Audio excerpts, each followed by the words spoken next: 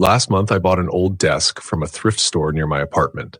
It wasn't much, just a basic wooden desk with some scuff marks and a few scratches, but it had drawers, and I needed something cheap for my home office setup. It wasn't until I started reorganizing the drawers that I noticed something odd. Wedged deep in the back of the bottom drawer, behind a loose panel, was a USB drive. It was small and unassuming, just a plain black stick with no label. At first, I didn't think much of it. People leave random junk in old furniture all the time. I figured it might just have some old documents or photos. But when I plugged it into my laptop, I realized this wasn't ordinary. The drive contained only one folder, titled August 2019. Inside were several video files, each named with a date and time, like /08-12-1934 p.m.mp4. There were no other files, no photos, no text documents, nothing. Just those videos. Curious, I clicked on the first one. The video started with a shaky view of a dark room. The person holding the camera was breathing heavily, and it was clear this wasn't some polished recording. It felt raw and unfiltered, like someone had hit record in a moment of panic. The camera panned around the room, revealing stacks of cardboard boxes and old furniture covered in dust. The only light came from a single dim bulb swinging from the ceiling. Then I heard a voice. A man's voice, whispering frantically as if he was trying not to be heard. He was saying something like, "I don't know how much time I have. They're watching me. If you find this, don't." The video cut out abruptly before he could finish his sentence. I sat there for a moment, staring at the screen. My first thought was that it was some kind of prank or art project, something left behind intentionally to mess with people. But something about the man's voice, the way it trembled, felt too real, too desperate. I clicked on the next video. This one was even more unsettling. The camera showed the same room, but this time it was completely dark except for the faint glow of a flashlight. The man's breathing was heavier now, and he sounded terrified. He whispered, "I can hear them outside. They've been out there for hours." Suddenly, there was a loud bang, like something heavy had slammed against a door. The camera jerked violently, and the man let out a stifled cry. The screen went black again. I should have stopped there. Something in my gut told me not to keep going, but I couldn't help myself. I had to know what was going on.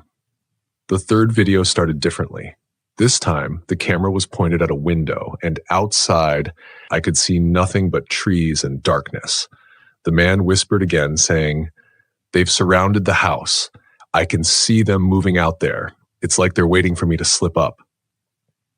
He turned the camera toward the front door, which was barricaded with chairs and pieces of furniture. Then, without warning, there was a sound, a low guttural growl that made the hairs on my arms stand up. The man froze, the camera shaking slightly in his hands. And then I saw it, just for a split second through the window, a figure. It was pale and humanoid, but unnaturally tall with long, spindly limbs. It moved too quickly, darting out of frame before I could get a good look. The man whispered, "Oh God, they're inside." The video cut off again. By this point, my hands were trembling. I didn't know what to think. Was this some kind of elaborate hoax? A film project? Or was it real? The more I watched, the harder it became to convince myself this was fake. The next video was even worse. It started with the man crying, his voice shaking as he whispered, "They're toying with me. They want me to suffer." He panned the camera around the room, and I noticed something I hadn't seen before. Scratch marks on the walls, long and deep, as if something with claws had been trying to get in. There were more banging noises, this time louder and more frantic, and the man screamed, "Leave me alone." The camera turned toward the door just as it burst open, and the screen went black. I sat back in my chair, heart racing. I didn't want to open the next file, but I couldn't stop myself. I clicked on it. This video started differently. It was shaky, like the man was running. He was breathing heavily, the camera jerking wildly as he moved through what looked like a forest. His whispers were frantic, incoherent. I could hear twigs snapping and leaves rustling behind him as if something was chasing him.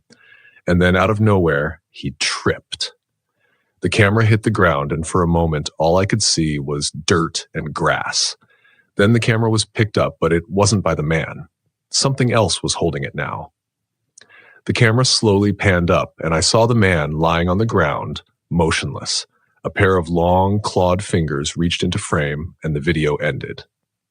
I yanked the USB drive out of my laptop, my heart pounding in my chest. I felt like I couldn't breathe. I tried to rationalize what I had just seen, but no explanation seemed to fit. If this was fake, it was too convincing, too real. I didn't sleep that night.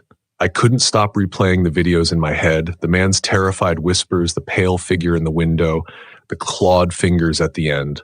I wanted to throw the USB drive away, but something stopped me. I felt like I had to know more. The next day, I went back to the thrift store where I'd bought the desk. I asked the clerk if they remembered who had donated it, but they just shrugged and said they didn't keep track of that kind of thing. I left the store feeling more unsettled than ever. I haven't touched the USB drive since then. It's still sitting in the drawer of my desk, hidden under a pile of papers. Sometimes, late at night, I think about plugging it back in, about watching those videos again, but I can't bring myself to do it. The only thing I know for sure is that I'll never look at thrift store furniture the same way again.